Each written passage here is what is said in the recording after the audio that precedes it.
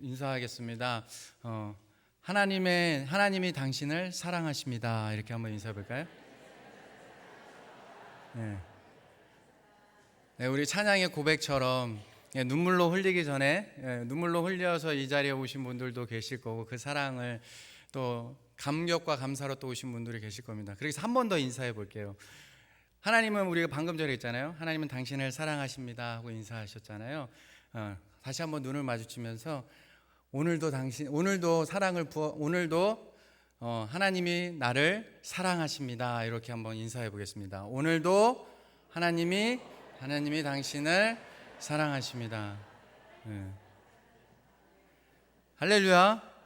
네, 오늘도 이 예배 가운데, 말씀 가운데 그 하나님의 사랑, 이 찬양의 가사의 고백처럼, 어찌합니까 주님, 그 고백을 또 여러 모든 성도님의 각 상황과 처지가 다 다르실 텐데, 그 안에서 이 말씀을 통하여서 다시금 영이신 하나님의 그 충만하신 기쁨과 은혜와 구원의 감격이 다시금 이 예배를 통하여서 회복되고, 그래서 우리 모든 성도님들이 힘을 얻고 돌아가실 수 있는, 여호와 하나님으로 만족할 수 있는 이 예배 시간이 되시기를 주님의 이름으로 축복합니다.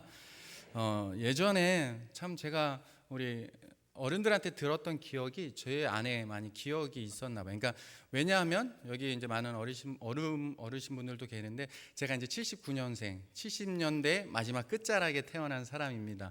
그런데 그 70년대, 80년대, 아마 90년대일 것까지일 것 같아요.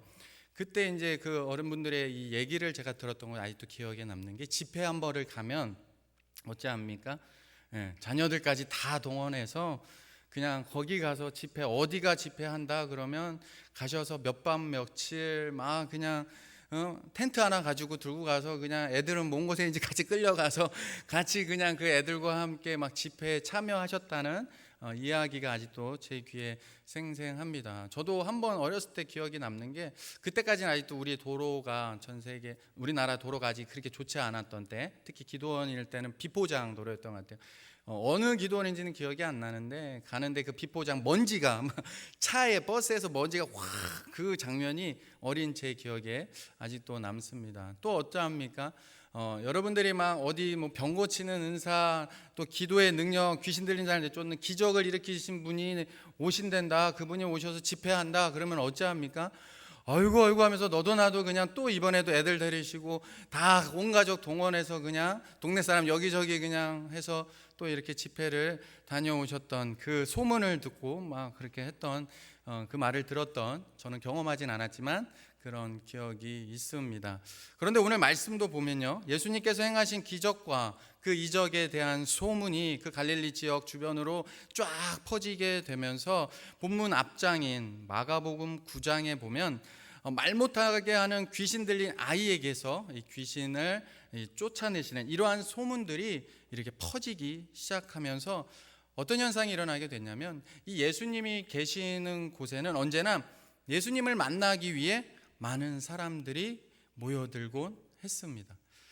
심지어 어린 아이들까지 데리고 나오는 모습을 보게 됩니다. 특별히 오늘 본문에서 말하는 이 어린 아이들은 아마도 16절에서 예수님이 이 어린 아이들을 어찌하십니까? 품에 안으셨다라는 말씀으로 보아, 이때 아이들은 주로 젖먹이들 아이들, 뭐 태어나서 1살, 2살 정도의, 우리가 이렇게 이뻐서 이렇게 안을 수 있는 그런, 정말 보기만 해도 이쁜 귀여운 아이들을 가리킨다고 볼 수 있습니다. 그래서인지 같은 내용을 담고 있는 이 누가복음에서는 명확하게 어린 아기들을 데리고 왔다라고 말씀합니다. 그런데 그때 이 사람들이 예수의 소문을 듣고 젖먹이 아기들까지 엄마들이 데리고 예수님께 나와 기도받기 위해서인지, 어쨌든 하나님의 예수님 앞에 이 아기들을 데리고 오는 것을 보면서, 그것을 본 제자들이 어찌합니까? 그것을 막아버립니다. 아니, 막다 못해 꾸짖습니다. 왜 아이들을 이런 데까지 데리고 왔냐고 꾸짖습니다. 물론 이때 제자들이 꾸짖는 그 대상은 어린 아이들이 아니었습니다. 그 아이를 데리고 온 어른들을 꾸짖는 것이었습니다. 왜 제자들은 사람들이 어린 아이들을 예수님께 데리고 온 것을 가지고 이렇게 꾸짖은 것일까요? 뭐 이유가 있을 겁니다. 우리가 생각하는 것처럼 뭐 예수님 힘들게 하는데, 예수님이 이렇게 자꾸 많은 사람들 모여드는데 하실 일도 많은데 귀찮게 아이들까지 데려와서 왜 이렇게 시끄럽게 하느냐, 왜 이렇게 하냐. 특히 이 젖먹이 아이들 어쩌합니까? 뭐 이 아이들이 조용히 한다고 조용합니까? 막 배고프면 울고 막 그 아이의 울음소리 들으면 또 그런 모습도 있었을 것입니다.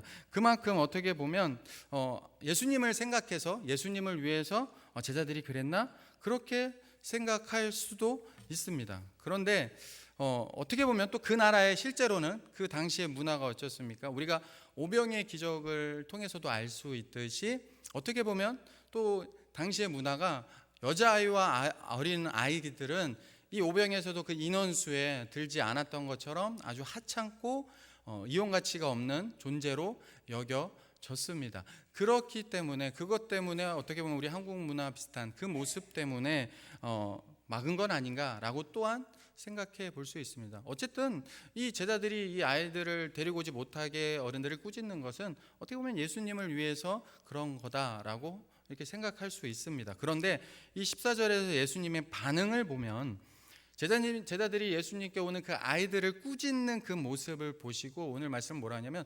노하셨습니다. 화를 내신 거죠. 이 노하셨다는 원문을 보면 굉장히 지금 경노하신 것입니다. 지금 예수님이 누구에게 경노하고 계십니까? 굉장히 화를 내고 계십니까? 그 제자들입니다. 그러니까 무엇을 짐작할 수 있습니까? 제자들이 한 행동은 그 행동만 봐서는 예수님을 위해서 한 행동일 수도 있다라고 생각할 수 있지만 실은 그보다 다른 이유가 있었던 것입니다. 즉 하나님 나라와 반대되는 그 마음을 가지고 그렇게 했다라는 것을 알 수 있습니다. 하나님 나라와 반대되는 마음이 그렇다면 무엇이겠습니까?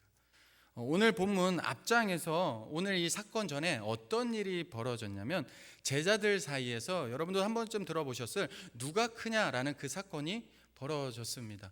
예수님이 가는 곳마다 많은 사람들이 모이고 기적과 이적을 행하시면서 정말 그 이스라엘 백성들이 고대하던 이 로마의 압제로부터 정말로 이 이스라엘을 회복시킬 왕, 진정한 왕이 이 땅에 오셨다. 그래서 예수님 곁에 있기만 하면 자기들도 눈에 보고 기적과 이적을 행하신 이 예수님 곁에만 있으면 자기들이 이제 곧 예수님이 사람들도 모여두고 인기도 막 올라가니까 이제 곧 왕의 자리에 오를 것 같으니까 이제 내가 예수님 옆에서 내가 열심히 따라다녔으니까 큰 자리 하나 차지겠지.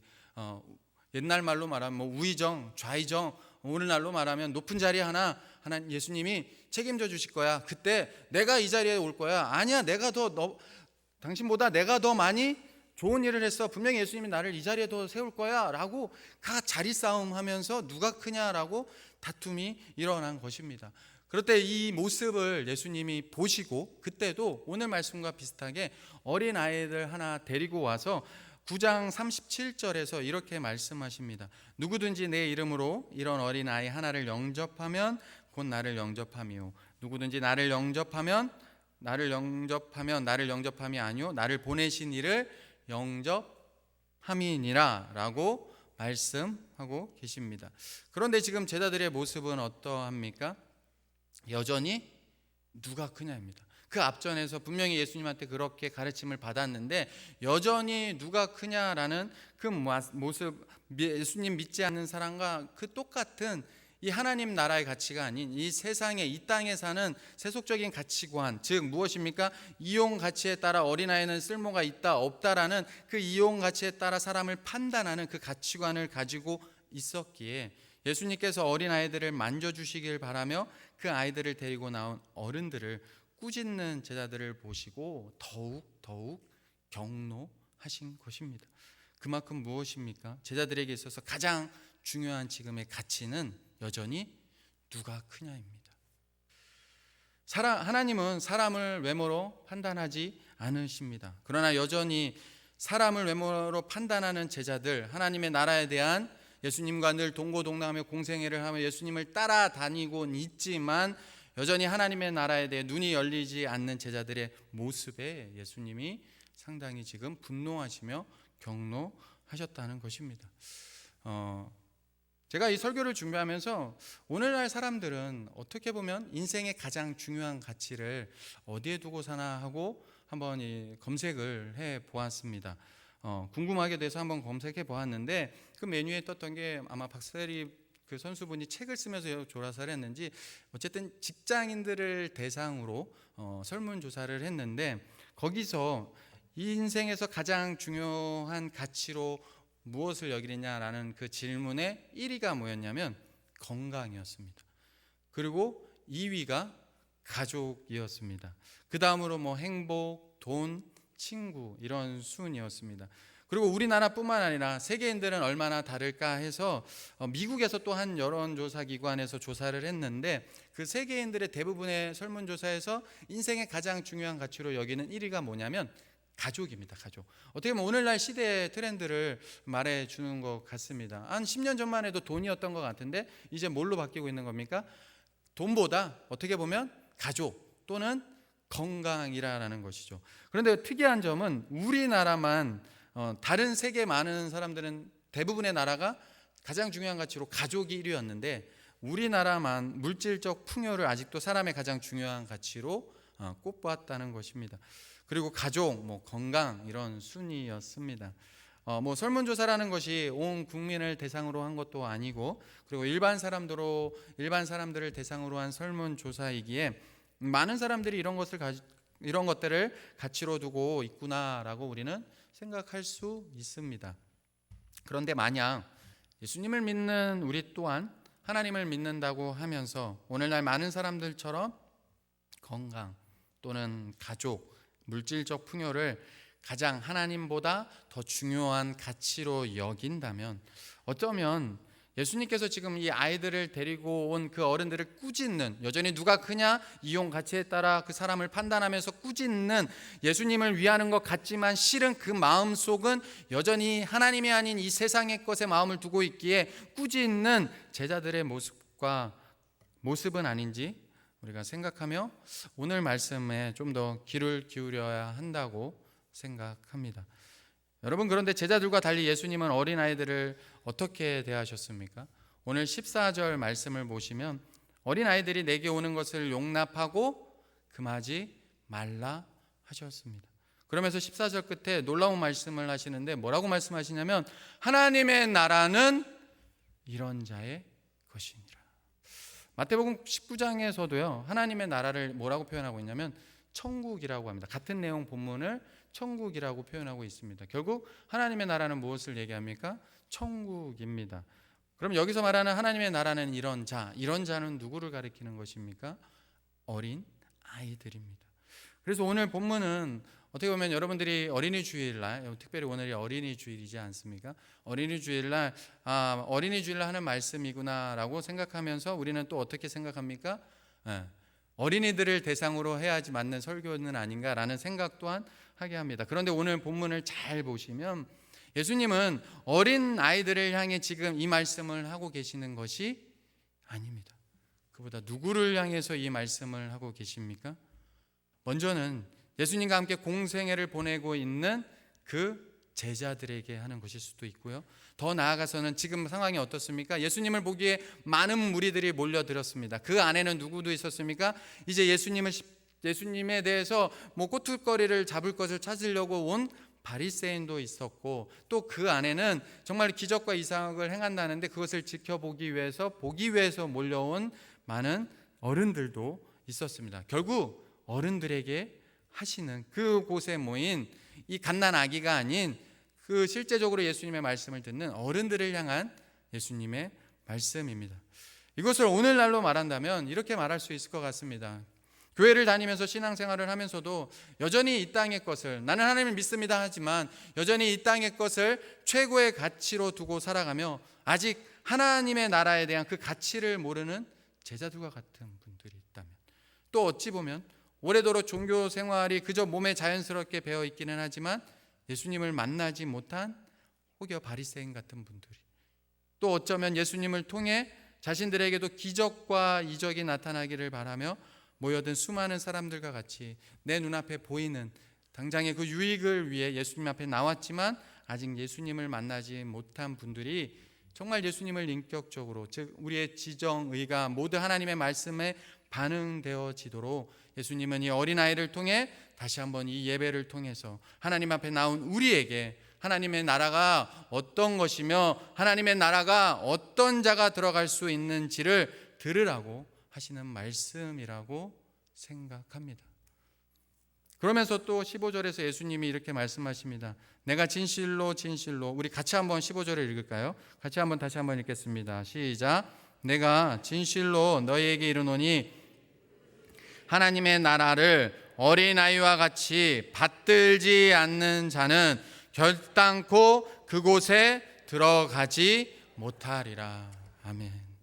정리하면 무엇입니까? 예수님은 14절에 천국은 이런 자의 것이다 라고 말씀하지만 15절에서 이런 자, 즉 어린아이와 같이 받들지 않는 자는 결단코 하나님에 들어가지 못한다라고 분명히 말씀하고 있습니다. 여기서 받들지라는 것은 이 뜻은 뭐냐면 받아들이다입니다. 예수님을 어떻게 받아들이냐에 따라서 하나님의 나라에 들어가냐 들어가지 못한다는 뜻입니다. 오늘 말씀을 여러분은 어떻게 받아들여야 하겠습니까?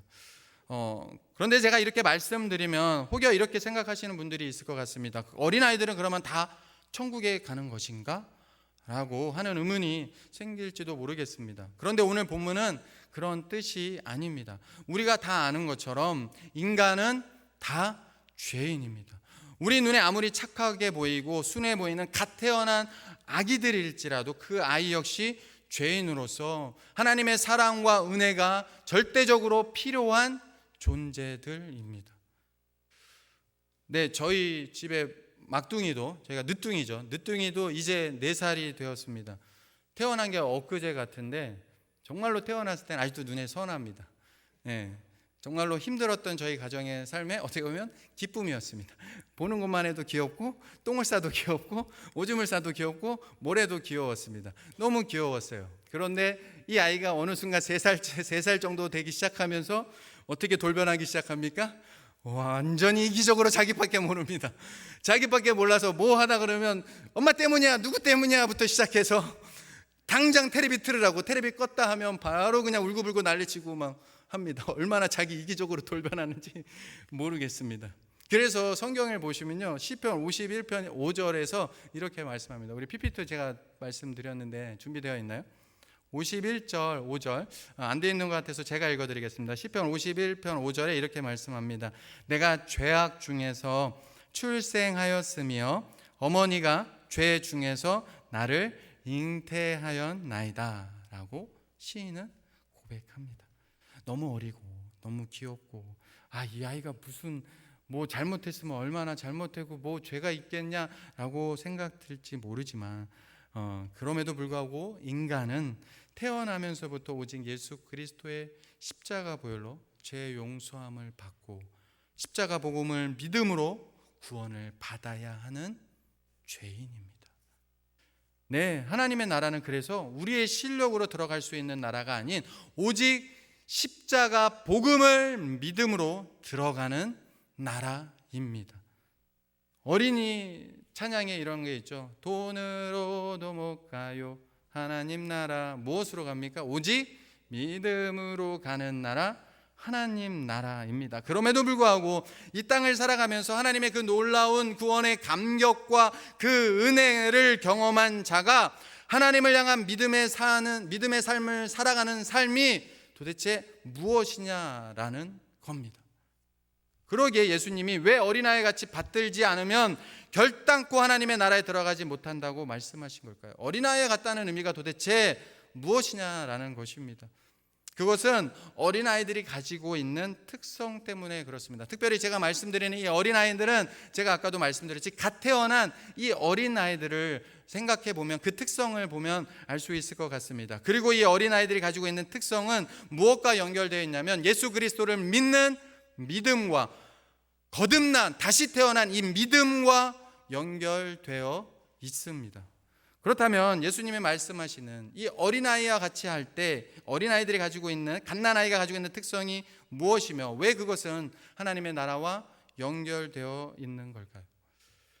갓난아이들에게 여러 가지 특성이 있을 수 있지만 저는 그 중에서 예수님이 이 말씀하신 하나님의 나라와 연결해서 생각해 볼 때 갓난아기들에게는 무엇이 있습니까?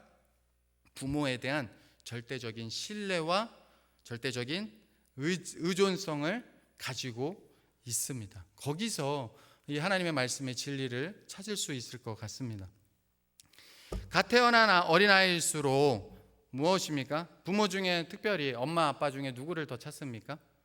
네, 엄마를 더 찾습니다. 아빠가 서운하지만 어쩔 수 없습니다. 아이가 더 많은 시간을 보내는 게 누구입니까?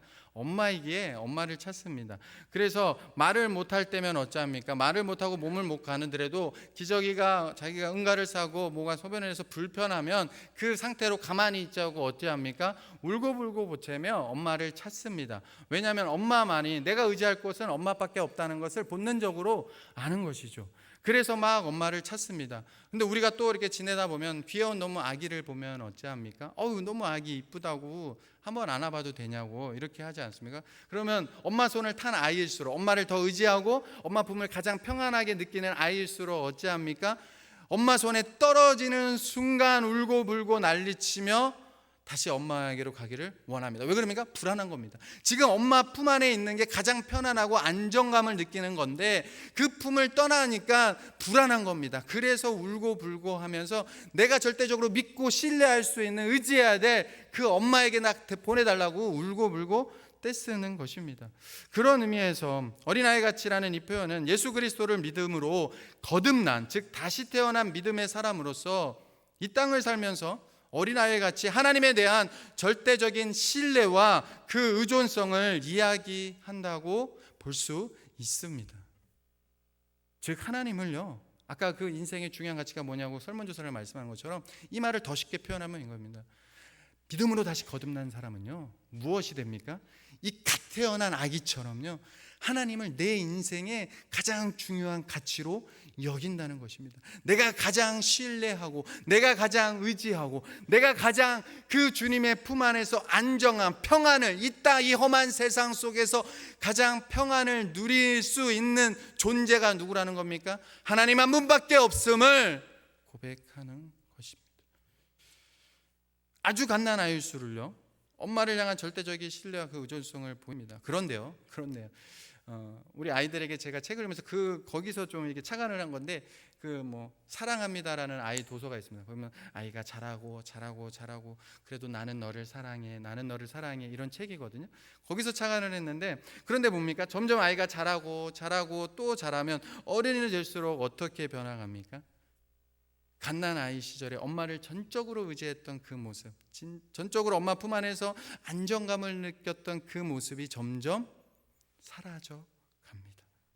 그러면서 조금씩 또 자라면서 이제는 부모님을 의지하며 부모님을 도움이 필요 없이 부모님을 의지하고자 하는 그 횟수가 점점 줄어들게 됩니다. 그리고 어느 순간 어른이 되고 스스로 생각합니다. 점점 어른이 될수록 이제는 부모님 도움 없이도 나 혼자 웬만한큼은 살 수 있다라고 생각하게 됩니다.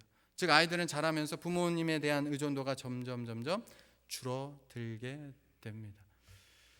우리의 믿음, 우리의 신앙 또한 어찌 보면 마치 이와 같을 때가 있다라는 것입니다.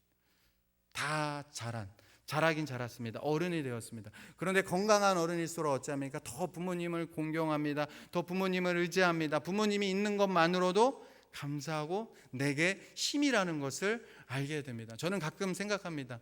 저희 어머니가 연세가 드셨는데 이제 점점 어머니가 돌아가시다, 이제 장례를 치를 때마다 그 생각을 하거든요.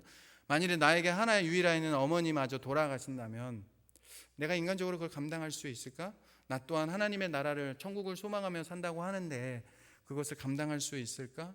왜냐하면 있는 것 자체만으로 저에겐 큰 힘이 되는 거죠. 근데 저도 예수 그리스도 믿기 전까지는요, 엄마에 대한 원망과 부모님에 대한 그 원망이 너무나도 많았습니다. 그런데 건강히 자란다면 무엇입니까? 부모님 있는 것만으로도 감사하고 있는 것만으로도 의지가 된다라는 것입니다. 그런데 우리의 믿음 또한 잘못된 이 어른들처럼, 건강한 어른이 아닌 잘못된 어른들처럼 마치 예수 그리스도를 믿음으로 무엇입니까? 구원의 그 첫사랑의 감격과 은혜, 그 사랑으로 충만하여 주 안에서 다시 거듭났을 때, 다시 태어났을 때 여러분의 모습은 어떠했습니까? 정말 갓 태어난 아이들처럼요, 전적으로 하나님만을 신뢰합니다. 하나님만을 의지합니다. 아직 하나님에 대해 잘 모릅니다. 나를 구원하셨대, 나를 위해 십자가에 죽으셨대, 나 같은 죄인을 사랑하신대, 그냥 그 말이 내 것이 되면서 아직 하나님에 대해서 잘 모르지만 그냥 하나님으로 감격하고 감사하며 상황과 환경과 상관없이 기쁨이 가득합니다. 그래서 어떤 상황 속에서도 늘 뭐합니까? 마음이 평안합니다. 하나님의 믿는다는 게 이거구나, 내 마음이 이렇게 평안하구나, 감사하구나. 상황과 환경과 상관없이 나 같은 존재를 이렇게 하나님의 권능의 손으로 붙잡고 계시는구나, 그것으로 기뻐하고 마음의 안정감과 기쁨과 감사가 가득했습니다. 그래서 주위에 무엇을 하고 싶고, 뭐라도 좀 더 하나님의 나라를 위해서, 이 교회를 위해서 좀 더 섬기고 싶고, 뭐 할 게 없나 두리번거리고 찾게 됐고, 그래서 관심을 갖게 됐고, 그러면서 어찌합니까? 늘 성령의 인도에 민감하면서, 말씀에 민감하고 찬양에 성령님께 민감하면서 성령의 인도하심을 따라 사는 그 축복을 누렸다는 것입니다. 그 기쁨이 있었다는 것이죠. 그런데 점점 어찌합니까? 잘못된 어른처럼 점점 자라나면서 하나님으로부터 갓 태어난 아이가 그 믿음이 있을 때 그 모습은 어디로 가고, 우리의 믿음 생활을 오래 하면 오래 할수록 점점 그 믿음이, 원래 성경에서 분명히 말씀하신 이 믿음은, 하나님을 정말로 제대로 믿으면, 하나님의 나라를 맛보면, 성경은 분명히 말씀하십니다. 그리스도의 장성한 분량까지 이 땅에서 우리의 믿음이 자라나게 하는 게 정상인데, 그게 믿음의 건강함인데, 우리의 믿음이 더 자라나진 않고 오히려 더 후퇴하여 다 자란 잘못된 어른처럼 하나님이 내 인생에 차지하는 비중이 점점 줄어들고 있지는 않냐라는 것입니다. 그러게 예수님은 분명히 말씀하신 겁니다. 천국은 이런 자의 것이다. 어린아이와 같이 받들지 않는 자는 결단코 하나님의 나라에 들어가지 못하리라. 쉽게 말해서 이겁니다. 엄마 없으면 울고불고 난리치며 엄마 없으면 안 되는 것처럼, 전적으로 하나님을, 엄마를 의지했던 그 갓난아이의 모습처럼 하나님에 대한 의존도가 어떤 상황 속에서도 하나님만을 절대적으로 신뢰하는 그 마음으로 하나님을 받들지 않으면, 받아들이지 않으면 천국에 들어갈 수 없다. 특별히 이 시대 속에서 우리는 예수님이 이 말씀에 더욱 귀를 기울여야 한다고 생각합니다. 예수님은 늘 말씀하셨습니다. 귀 있는 자는 들을지어다. 아까도 말씀드렸지만 오늘 이 말씀은 어린아이들에게 하는 말씀이 아닙니다. 예수님을 따르는 제자들, 아직도 예수님과 함께 먹고 마시며 늘 주님과 동행하지만 하나님의 나라에 대한 그 가치를 모르고 있던 제자들이며, 또 그 바리새인들이며 그 수많은 어른들, 무리들, 눈앞에 보이는 유익만을 쫓는 그 무리들에게, 결국 그래서 나중에 예수 그리스도를 십자가에 못 박으십시오 저주했던 그 무리들에게 하시는 말씀이라는 겁니다. 그러기에 오해 없이 들으셨으면 좋겠습니다. 주인 오전 이 11시 예배 너무 귀합니다. 근데 이 예배를 드리는 것으로 혹 하나님 앞에 나는 할 도리를 다 했다고 생각하는 분이 계시다면 죄송하지만 심각하게 들으셔야 합니다.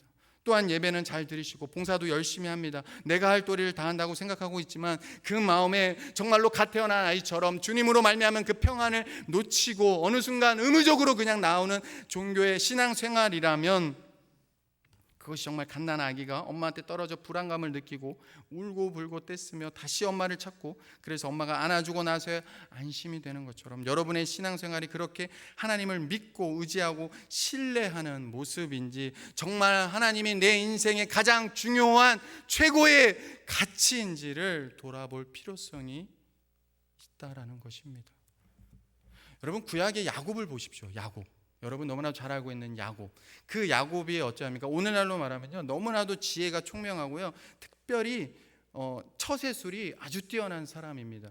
그래서 그 어찌합니까? 자기의 능력, 그 처세술을 의지하면서 형의 그 장자권과 축복권까지 다 빼앗은 자가 야곱이었습니다. 그런데 나중에 형 에서를 다시 만나게 됩니다. 형 그 축복권을 속여면서 빼앗다 보니까 형이 나를 죽일 것 같으니까 엄마를 통하여서 저 라반 삼촌에 도망갔습니다. 그리고 거기서 몇십 년을 고생하다가 결국 아내와 다시금 하나님의 은혜 안에서 부를 누리고 축복을 누리면서 모든 것을 가지고 다시 형 에서에게로 하나님의 또 뜻을 따라 올라옵니다. 그런데 무엇입니까?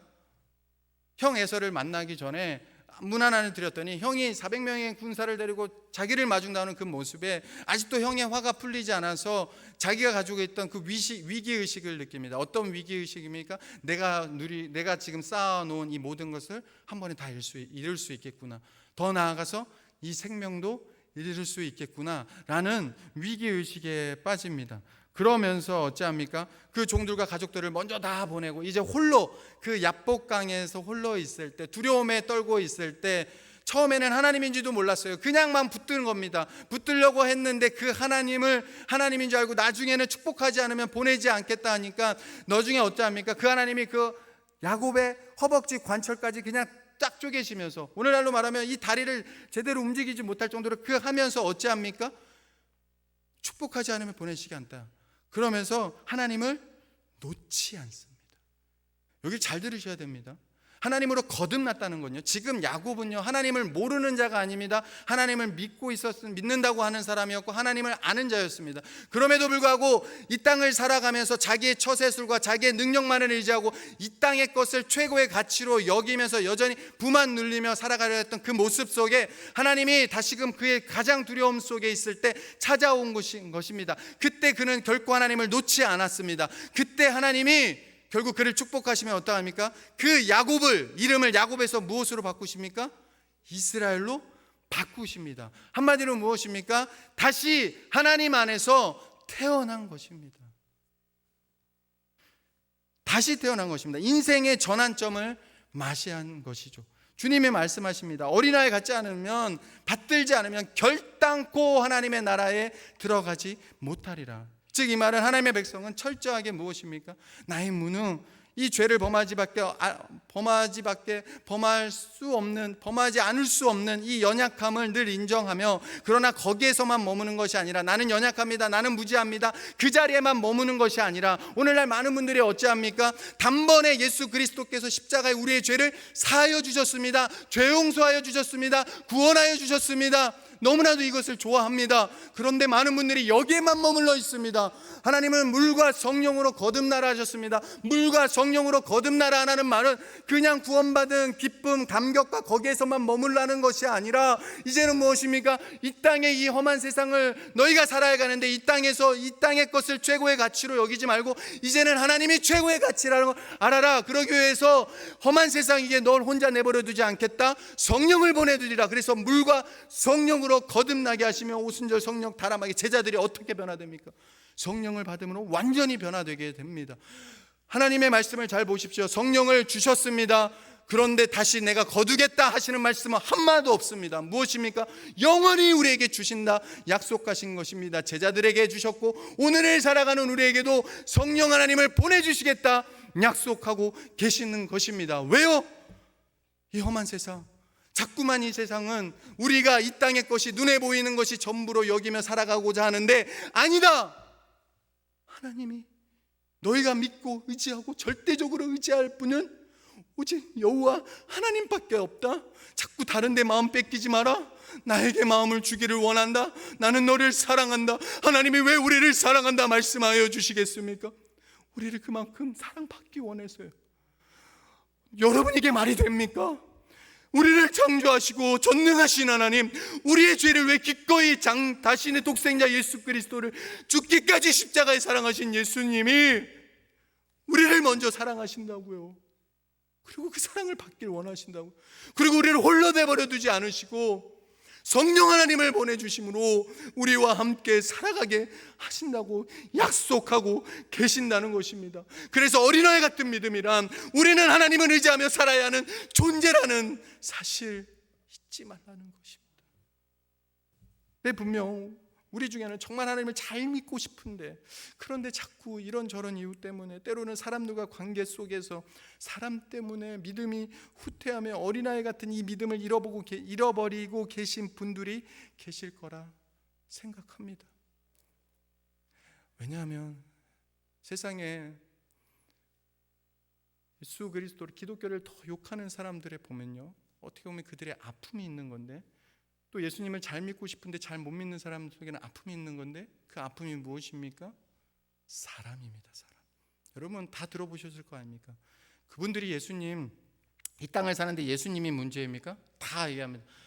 믿지 않는 자들이 예수님을 선인군자처럼 생각하는 것처럼 예수님에게서 문제를 찾는 것이 아니라 예수님을 믿는다고 하는 사람이 문제여서 상처받고 낙심받아서 나 교회 안 가! 이렇게 돼버리는 겁니다. 세상이 그렇게 공격한다는 거죠. 네, 그렇습니다. 저도 너물고 힘들고 괴로운 순간이 있습니다. 누구를 보면 선한 마음도 그냥 선한 마음으로 왔는데, 누구를 보면 그냥 선한 마음이 의욕을 잃어버리며 악해질 경우도 있습니다. 그러다가 고민해 봅니다. 내가 어찌다 이렇게 됐을까? 오직 하나님만의 인도하심을 따라 사람 보지 않고 이름도 없이 빛도 없이 주님 나로 이 목회의 길을 가게 하신다면 주님 바라보며 가겠습니다. 언제나 나의 가치는 하나님입니다. 그래서 세상처럼 무엇을 이루고자가 아니라 그냥 주님이 가라 하시면 가고 멈추라면 멈추고 떠나라면 떠나는 그런 인생 살겠습니다. 그러면서 다짐하고 또 다짐했습니다. 하나님으로 만족했습니다. 그런데 그 순진했던 마음, 어린아이 같은 마음은 어디로 가고, 하나님만 의지하며 하나님 안에서 평안을 말했던 그 누렸던 마음은 어디로 가고, 교회는 점점 제 마음이 부패해지고 마음이 실족하고 상하면서 그 감격과 사랑을 잃어버리고 사는 건지, 왜 이렇게 잃어버리고 왜 이렇게 모든 것이 하나님을 일을 하는 데도 있어서 짐으로 여겨지는지, 도대체 뭐가 문제인지 고민하지 않을 수 없었습니다. 왜냐하면 이 시대가 많은 성도님들이 그런 분들이 너무 눈에 보인다는 것입니다. 교회가 싫어서가 아니라 사람 때문에 상처받아서 하나님의 이 첫사랑의 감격 잃어버리고 하나님 앞에 더 의지했던 그 모습이 잃어버리게 된다는 거죠.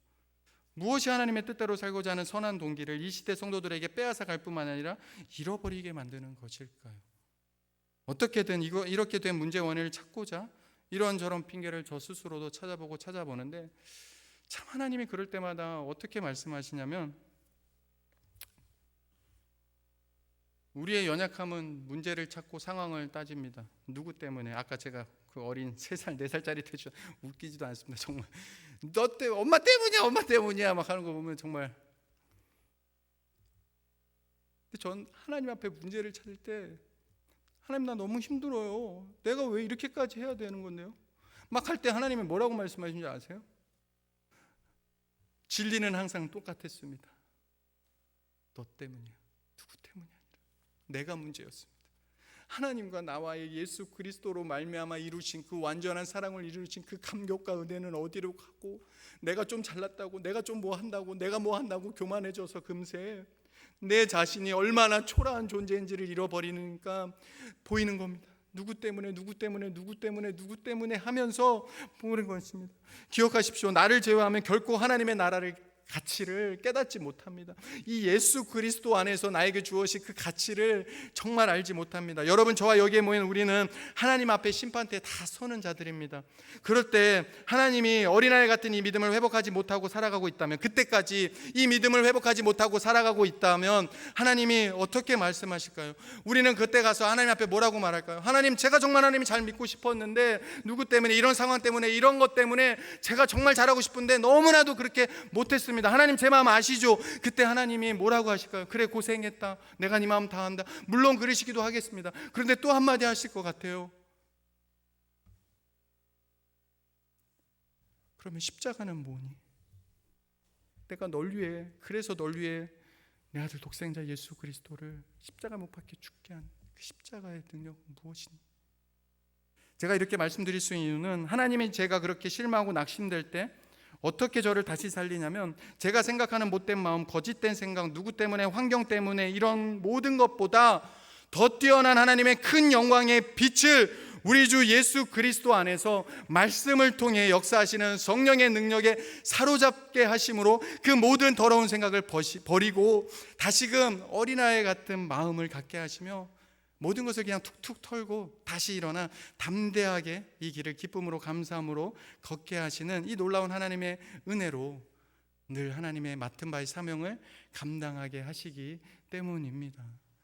저는 한편으로는 하나님 앞에 감사한 게, 이 말씀을 맡은 자로서의 축복이 여기에 있지 않나 생각합니다.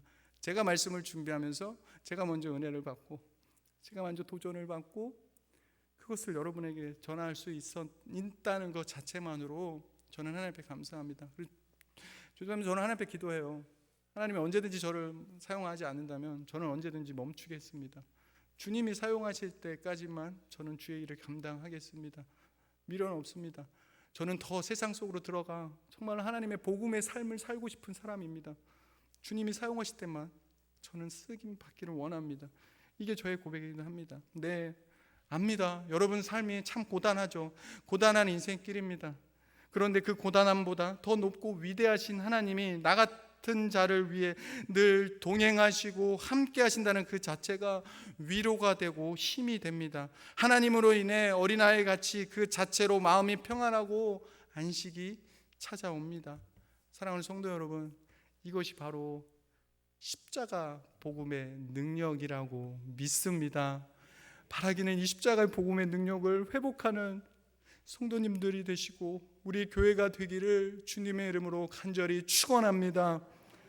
어린아이의 믿음을 갖는 것은 정말 내가 흔들리지 아니하고 요동하지 않고 나의 마음을 흔들어내는 어떤 일들이 우리의 현실 앞에 없다는 것이 아닙니다.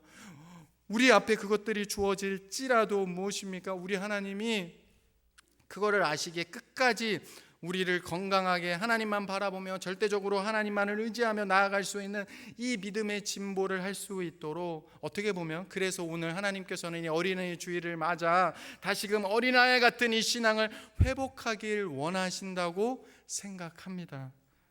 제자들처럼 누가 큰지 누가 더 잘났는지 따지고 잘못된 어른들처럼 재고 체면치레하고 그것들을 먼저 생각하는 그런 이 세상적인 어른의 모습이 아니라 정말 내가 하나님 앞에서 예수 그리스도의 십자가 복음의 능력 안에서 늘 사랑받는 자라는 것으로 충분하고, 그것으로 이 땅에 살면서 어떤 순간을 맞이할지라도 그것을 넉넉하게 감당하게 하실 놀라우신 하나님만을 의지하며, 여전히 현실은 그대로일지라도 분명한 것은 이 길은 나 혼자 걷는 길이 아니라 여호와 하나님께서 동행하시고 나와 함께 하시는 길이라는 것을 믿음으로 전적으로 의지하며 그분 안에서 모든 삶이, 모든 것들이 하나님 안에서 해석되어지는 그런 삶.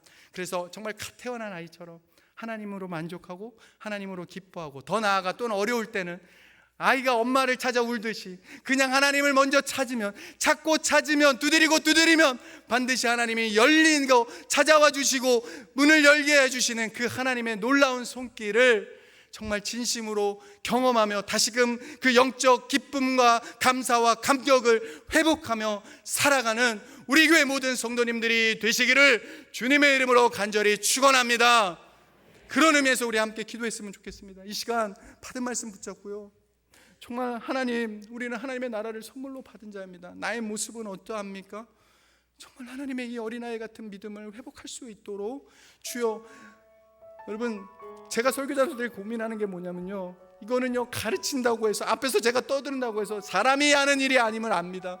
그러게 조금이라도 성령 하나님이 이 말씀 가운데 여러분의 마음을 두드렸다고 느낀다면 그 말씀 하나님을 붙잡고 이 시간 회개할 것 있으면 회개하고 다시금 어린아이 같은 믿음을 회복시켜 달라고 기도하는 이 시간이 되겠으면 좋겠습니다. 우리 주여 한번 크게 외치고 기도합니다. 주여.